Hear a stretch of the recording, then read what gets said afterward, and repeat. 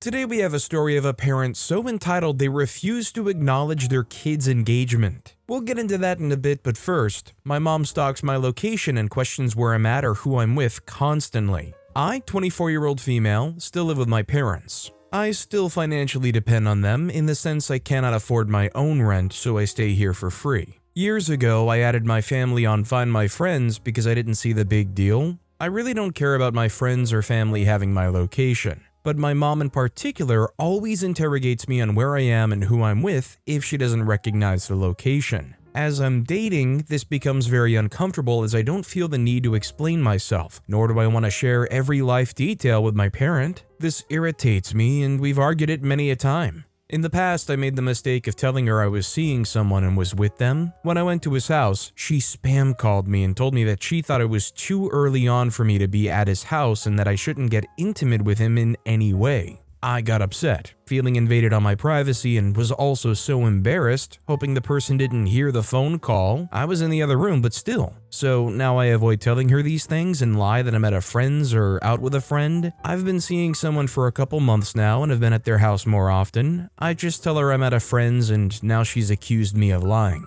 When I've taken off the location in the past, she throws a fit and says that she's my mom and she's worried about me and that I should be glad that she cares. I don't feel this way. I'm just frustrated and feel I'm at the age now that I don't need to disclose everything. Just wanted insight, thank you. So I think for better or worse, OP needs to just turn off that location sharing and grin and bear with her overbearing, "I'm your mother, I'm just worried about you." I mean, when she says that kind of thing, you should try to put up like a shield and deflect it back saying, "That amount of worrying is exactly why I want to turn it off. It's suffocating. You don't need to be worried constantly and refreshing my feed. I mean, it's just too attached at the hip." Your life and what you're doing and where you're at shouldn't be their constant social media feed level entertainment. Galliano Girl commented, "Turn off the location finder. If your mom throws a fit, remind her that her parents did not track her electronically. I have 2 adult children in their 20s. I cannot imagine feeling a need to track their movements. I do have the Find My set up for my mom's cell phone. I set it up when we traveled to Jordan last year. We also had air tags in our purses and suitcases. Mom has no idea how to track me with her phone, but in an emergency, I'm sure it could be used to find me." Strange War 6531 commented, "My sister's moms and even my daughter all shared a Life 360 bubble, but it's never about interrogating anyone, ever. I'm 36 and my mom doesn't care where I go. However, if I would ever need anything in an emergency or vice versa, she knows where to find us immediately. I think we have that level of trust though. She's never made me feel violated by knowing where I am."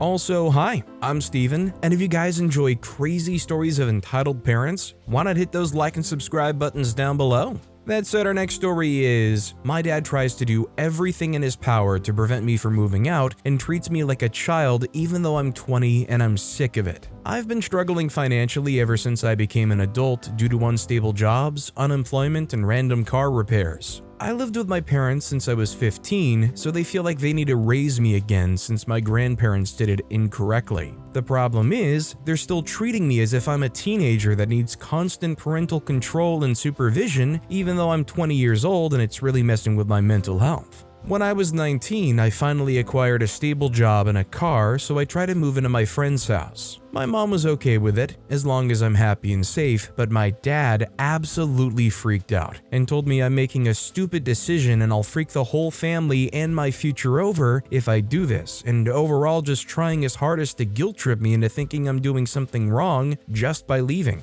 When I did pack up my most valuable stuff and leave, my dad begged me to come home and talk it out with him and work on the business he spent all his money on. I foolishly obliged, and when I came home, he spent 3 hours trying to talk me out of it, and I listened to him patiently. Then when it was finally my turn to speak, I try to remind him that I'm a legal adult even if I don't look like one, and I'll be fine on my own. He wouldn't even let me get through 2 sentences before he interrupted and screamed, No, that's childish. Foolish and childish. You're not an adult, your frontal lobe isn't fully developed. You can't make it on your own, this isn't the 1950s. This made me feel like crap, and I knew he planned on using that dialogue no matter what I tried to retort with, and neither of us were going to change our minds no matter what. Eventually, we made an agreement that I will pay a small amount of rent to my friends for a room in their house, for less than half the price normal rent would cost, but spend half of my week at my parents' house and go back and forth. He used the business we started as an excuse to keep me there, always calling me and cutting my time short, demanding I come home because there's work that needs to be done. I didn't want to ruin our relationship because he spent a lot of money getting it started, but it hasn't really gone anywhere, even though I do work on it.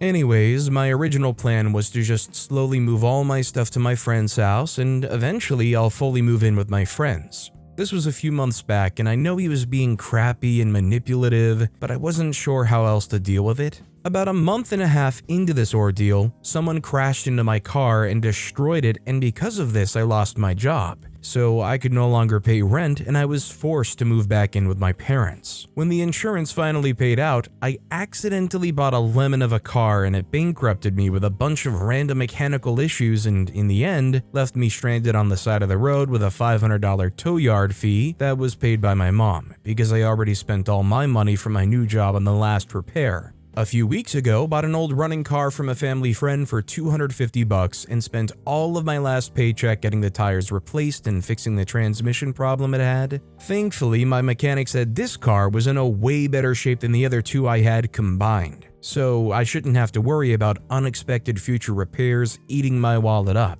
I'm currently broke and in debt to my mom because she helped me pay for the new car and my repairs and the tow yard and everything. I'll be able to pay her back with my next paycheck, but it'll eat half of it up.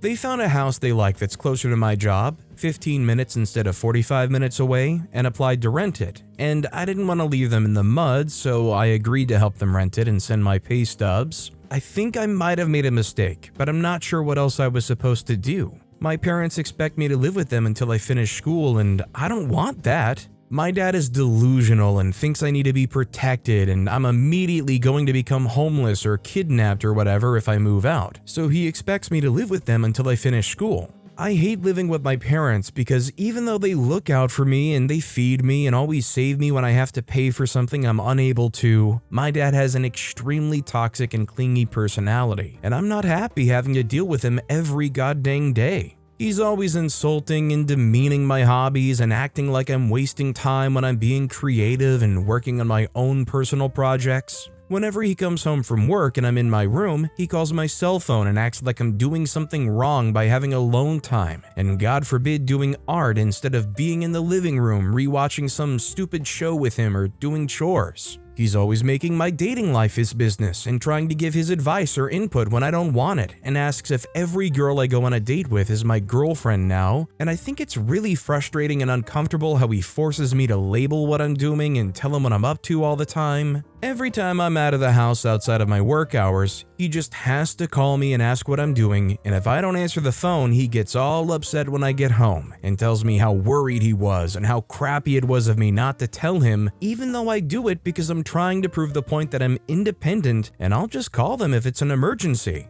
I know I still look like a troubled teenager in his eyes, but I really am an adult, and I honestly hate being around him every day because I hate how he treated me when I was 17, and I think our personalities just clash too much, and we aren't really compatible to live together without fighting for control and my own privacy. I know for a fact that I would have created and sold so much more art if it wasn't for him always trying to shut my creativity down and getting mad at me for wasting my time doing personal projects instead of chores or whatever. He's just overall very manipulative and clingy and controlling, and I feel as if I can't fully be myself and reach my full potential as long as I live with him because he always has to use his parental authority on me. I'm not okay with the way he continues to treat me like a child, and I just desperately want to live on my own without him constantly taking my spare time and getting in my business and having to listen to him throw an adult temper tantrum at least once a week. I'm just trying to figure out how to get my own place without his interference.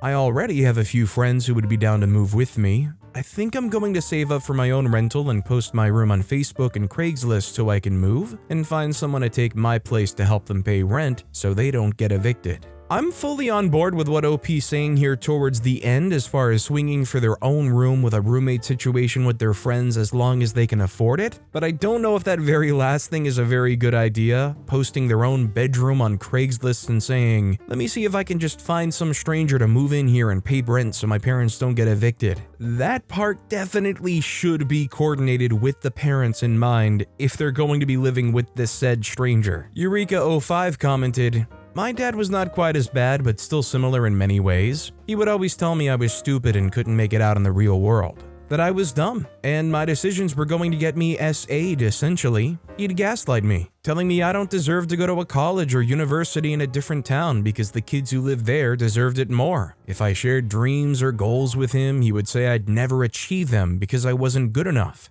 I moved out fast and never looked back. Difference was I moved in with my mom, who couldn't afford a place on her own, so we managed to split expenses. After I finished college and got a full-time job, I got my own place and slowly moved further and further away. It's hard, but sometimes anything is better than home. Don't let him guilt you into staying. My dad did, but it wasn't enough to counter the verbal abuse. Best advice I can give is find a stable job elsewhere and don't let him make you work for him. Save up, get out. If you can get work where public transport can get you there, do it. A car is a big expense. I had parked mine a few times because a bus was cheaper than insurance. Our next story is daughter's birthday. My folks excommunicated me recently. It's my daughter's birthday soon and I'm a bit nervous they'll contact her or try to see her at her other grandparents' home. My daughter's dad has been made aware. His dad is immunocompromised, so visiting is a bit of a bad idea anyway. He said he's going to tell his parents to say no if they ask to come over, but his mom is a total pushover and my mother is very good at manipulating her. I don't think there's anything I can do about it just yet. Just wanted to share it in this community and see what tips or identification you may have. Well, I think in this situation, you kind of just have to make it clear how you feel, hope that these people can respect that and stick to it, and if something goes wrong, you're just gonna have to adjust in the future.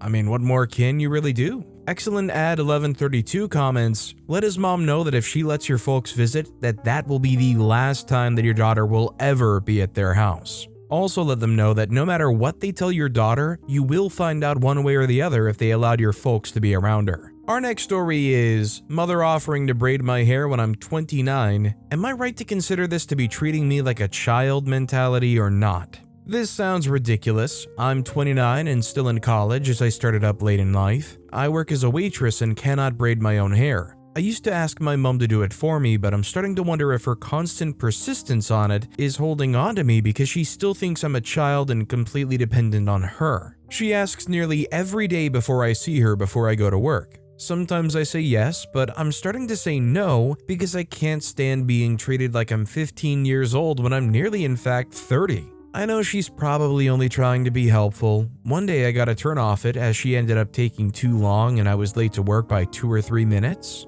If I say no, she gets offended and sometimes persists. Are you sure? It looks better. One day I was tearing and only had 5 minutes to get to work and she was so persistent. Sometimes when she has done, she says, that's much better. Do you have a pair of earrings to go with it? Just moments like this, they all add up. Am I reading too much into this, or is this part of her behavior treating me like I'm still a child? Or is she just being helpful? So I don't think the problem at all is in her asking or doing that for OP. I think that's actually kind of a lovely thing, especially if OP enjoyed it. Where the problem is, and where she probably is treating OP like a little child, is this persistence and this moodiness when OP says, no, I don't want to have that done. When your kid's almost 30 and they say, Ma, I don't want you to braid my hair today, the parent shouldn't get all moody and upset about it. Milato7 commented, it depends on how your mother's going about it. Asking or offering to braid your hair seems pretty harmless. Demanding to braid your hair would be treating you like a child. I'm a young parent with multiple littles and I already dread the day my children no longer need me, but I want them to be strong and independent.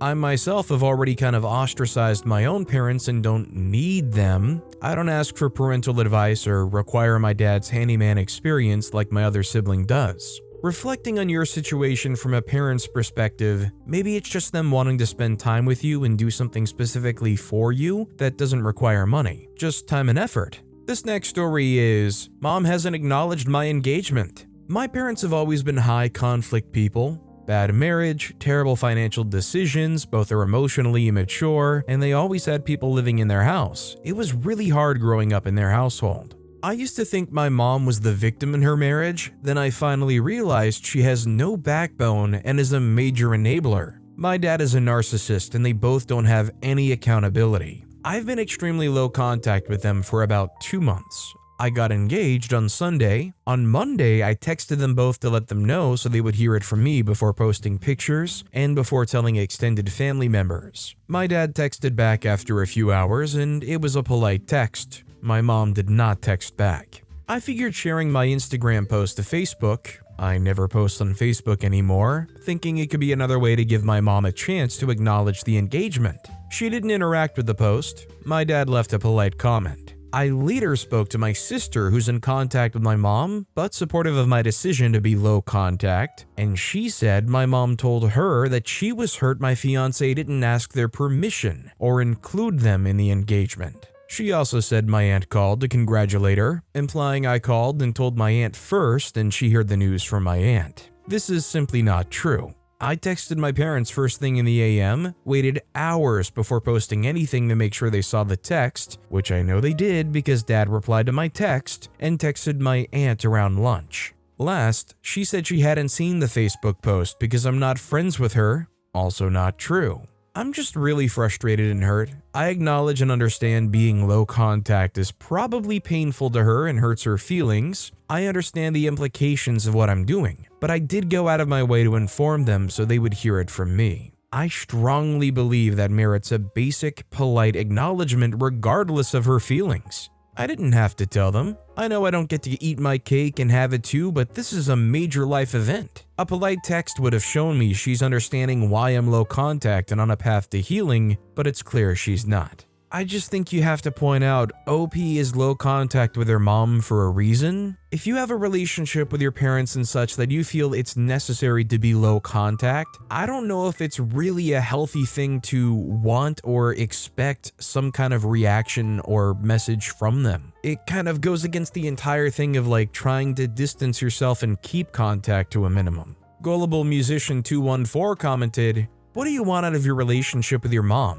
It sounds like you have conflicting desires here. You want limited contact with your mother, but you also want a positive response to your message, contact. I get it. In the same context as you, actually. I did everything I could to set up my engagement announcement as a happy and celebratory moment. Parents responded with uncomfortable silence. My 2 cents? Stop fishing in an empty pond. Our desire for validation from our parents is natural and innate, but some parents are incapable of providing it. Put your energy into those people who love and support you, who celebrate your wins and lament your losses with you. My parents chose not to attend my wedding. I didn't miss them once. I was surrounded by so many people who were thrilled to celebrate my marriage, so why waste energy on those who won't? Drop the rope, let mom manage her own emotions. Also, you may want to check out rSlash adult kids if you haven't already. ETA, congrats on the engagement. That's newsworthy of celebrating no matter how you hear the news.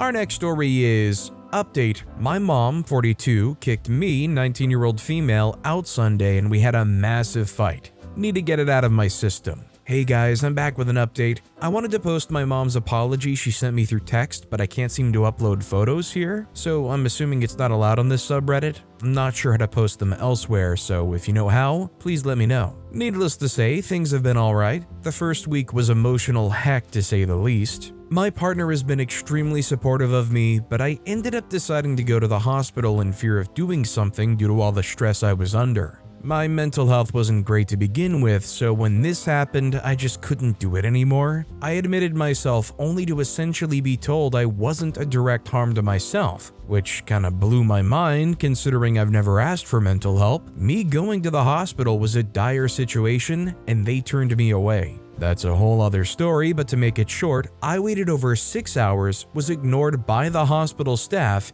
and only got to speak with the doctor for 4 minutes. He seemed to already have had his mind made up before he really spoke to me. It is what it is, you know? A few days before I admitted myself, I was asked to come over to my mom's for Thanksgiving by my stepdad, which I originally declined, even though she apologized. Sure, she apologized, but we never talked in person yet since the fight. It didn't seem right to go, so I declined. I admitted myself to the hospital, got turned down, and figured that was that. I only told my stepdad that I was busy and wouldn't have my phone for a bit, not giving him a reason why. I didn't want visitors and figured the hospital would have me for at least 2 days. Due to what happened with all that, I went home the same night. My mom ended up reaching out saying if I needed anything to let her know. I waited 2 days and texted her back because honestly, I didn't know what to say and I didn't want any issues. She offered me firsthand to come for Thanksgiving, which I ended up accepting because I knew my sister would be there and my cat, which I was missing terribly.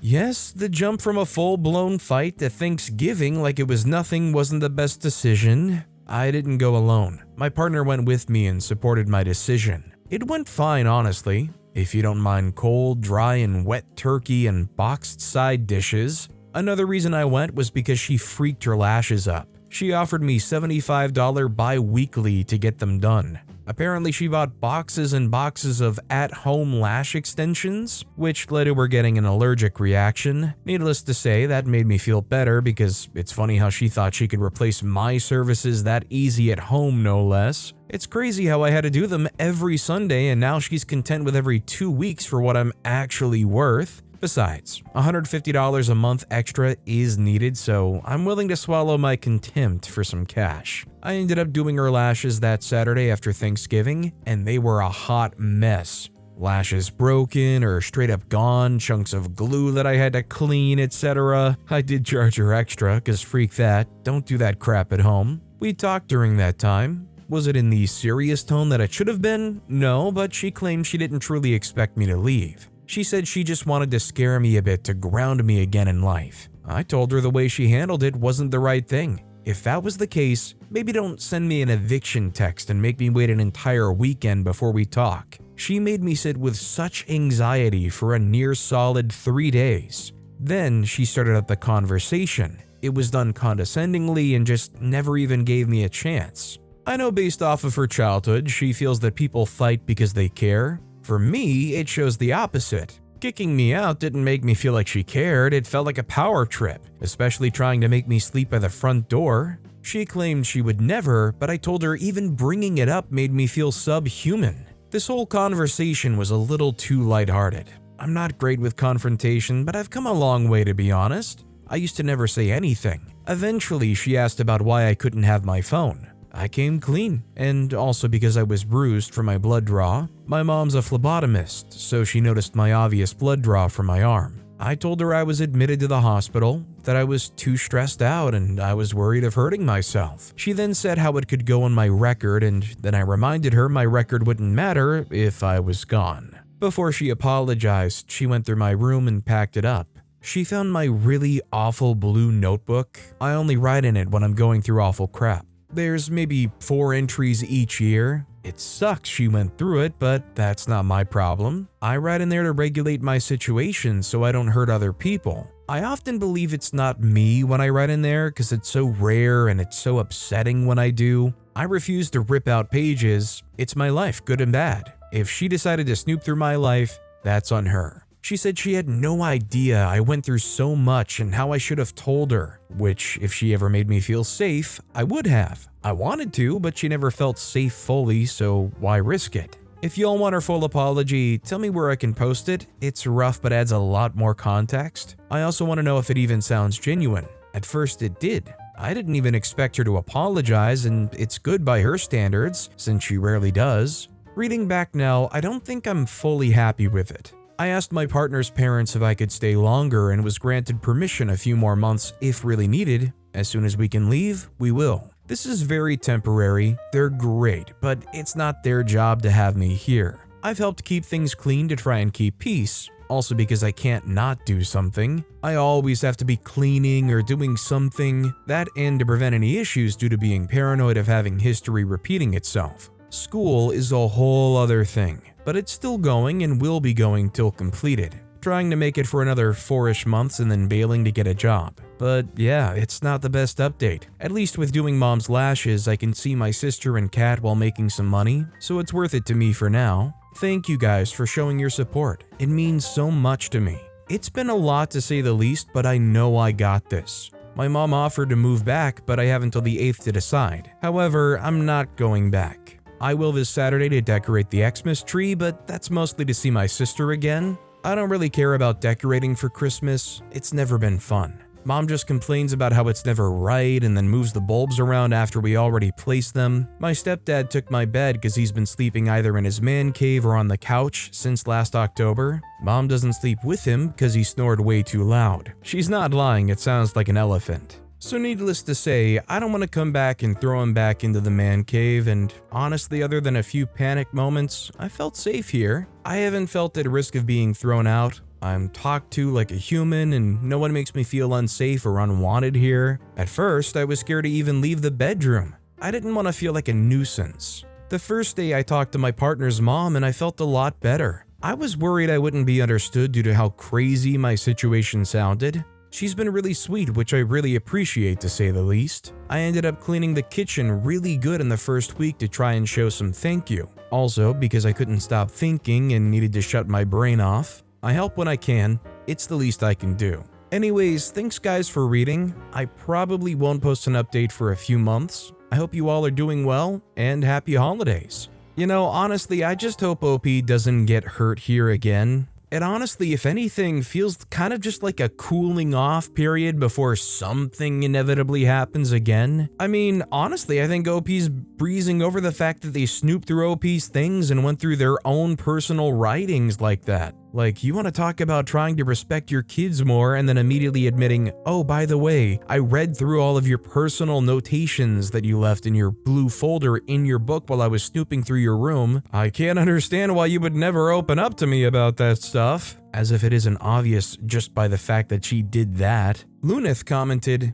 I really hate to be the one to tell you this, but I've been through a very similar situation and can't ignore all the red flags I'm seeing in this story. I don't know every detail, and I obviously can't read the verbatim apology, but I have experience with a covert narcissist parent. Mine had borderline personality disorder as opposed to bipolar, but never once in my life did they ever apologize in a way that could be considered healthy or normal. First of all, I would have to wring it out of them. One time after a particularly nasty fight, I had to tell them I had nothing to say to them until they apologized to me, and it took 2 weeks of not talking to them before I got a half-hearted written apology slid under my door that put most of the blame squarely on me for making them lash out at me. To make a long story short, these people are not capable of real apologies because they're incapable of viewing their behavior as problematic. And in a few cases where they sometimes can, it's always justified by surrounding circumstances. From my experience, their apology is never because they feel bad about their behavior and always done as a means to escape consequences or save face.